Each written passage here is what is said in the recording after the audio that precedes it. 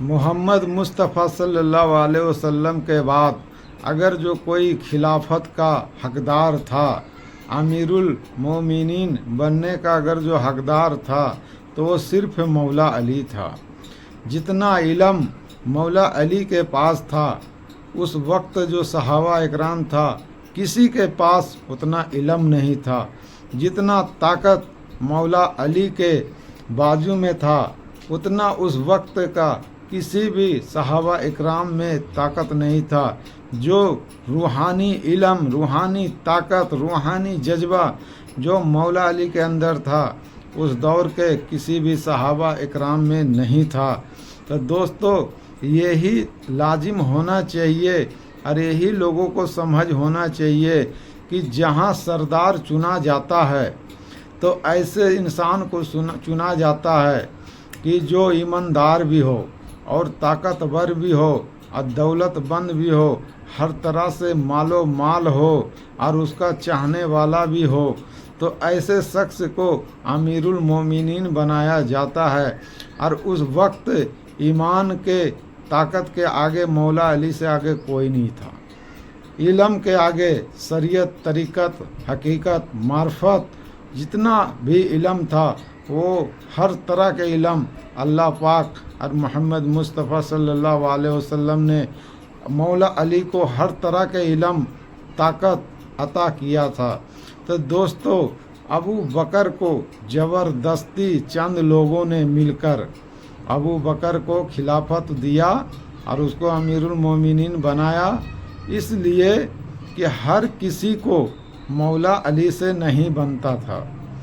جیسے کہ ابو بکر کہا کہ مولا علی کا چہرے بھی دیکھنا عبادت ہے، لیکن اس دور کا ہر صحابہ اس بات کو نہیں مانتا تھا، لیکن ابو بکر اس بات کو مانتا تھا کہ مولا علی کا چہرے بھی دیکھنا عبادت ہے۔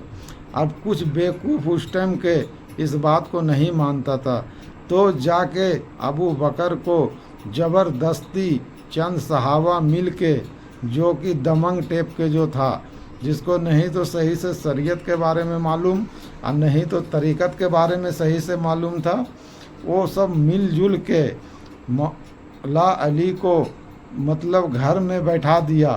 مولا علی سے کچھ پوچھ مات نہیں کیا کہ کس کو امیر المومنین بنایا جائے، جو کہ حضور صلی اللہ علیہ وسلم کا پردہ ہونے کے بعد جس کے بارے میں حضور صلی اللہ علیہ وسلم نے ایک اشارہ بھی کر کے گیا اور لوگوں کو بتا بھی گیا کیا کہ میں جس کا مولا ہوں، میں جس کا مولا ہوں علی بھی اس کا مولا ہے۔ تو دوستو اس سے صاف ہوتا ہے کہ جتنا قوت، جتنا طاقت اللہ نے ہم کو عطا کیا ہے اس میں سے خاص طاقت، خاص جو روحیں ہے ان کی قوت ہے، وہ مولا علی کو بھی حضور صلی اللہ علیہ وسلم نے عطا کیا ہے۔ جب محمد مصطفیٰ صلی اللہ علیہ وسلم کسی کو اللہ سے تعلق جوڑ سکتا ہے اور اللہ تک پہنچا سکتا ہے تو وہی کام مولا علی بھی کر سکتا ہے۔ لیکن جب محمد مصطفیٰ صلی اللہ علیہ وسلم کو پردہ کرنے کے بعد مولا علی سے لوگ باغ لڑائی جھگڑا شروع کر دیا اور مولا علی کو خلافت سے، امیر المومنین بننے سے روک دیا اور مولا علی سے رائے تک نہیں لیا کہ ہاں کس کو خلافت دیا جائے، کس کو امیر المومنین بنایا جائے۔ جو چند صحابہ جو دمنگ ٹیپ کے تھا وہ لوگ بس ابو بکر کو چن لیا اور اس کو بیٹھا دیا، جو کہ ہر طرح کے خوبی مولا علی میں موجود، مولا علی کے قدموں کے دھول کے برابر بھی دوسرا صحابہ نہیں تھا اس وقت۔ جو طاقت مولا علی کو اللہ نے عطا کیا تھا اور محمد مصطفیٰ صلی اللہ علیہ وسلم نے عطا کیا تھا اس کے برابر دوسرا ہو ہی نہیں سکتا ہے۔ دوستو یہ صرف ظاہری عبادت نہیں، اللہ کے نزدیک قابل قبول ہے۔ اگر جو اللہ کے نزدیک قابل قبول ہے تو وہ روحانی عبادت اللہ کو پسند ہے اور روحوں کو ہی اپنا عبادت کے لیے بنایا ہے۔ جو ہر انسان کو بس کی بات نہیں ہے कि अपना रूह को इबादत में लगाए और अपना रूह को जहाँ से आया वहाँ लेकर जाए। इसके लिए भी एक इल्म है तरीक़त का, जो मौला अली को सिखाया था मोहम्मद मुस्तफ़ा सल्लल्लाहु अलैहि वसल्लम ने, और हर सहाबा को वो इल्म तरीक़त वाला मालूम नहीं था। उस दौर का जो चंद ही सहाबा था जिसको ये राज पता था, जिसके बारे में अबू हुरैरा रज़ी अल्लाह ताला अन्हो ने फरमाया था। एक बार सहाबा के झुरमुट में बैठे हुआ था और वो फरमाया कि ऐ मेरे दोस्तों सहाबा इकराम से कि हम हुजूर सल्लल्लाहु अलैहि वसल्लम से दो तरह के इल्म सीखे हैं, एक तो तुम लोगों को हमने बता दिया और दूसरा बता दे तो हो सके तुम लोग हमको कत्ल कर दो, तो दूसरा इल्म हम नहीं बताएंगे।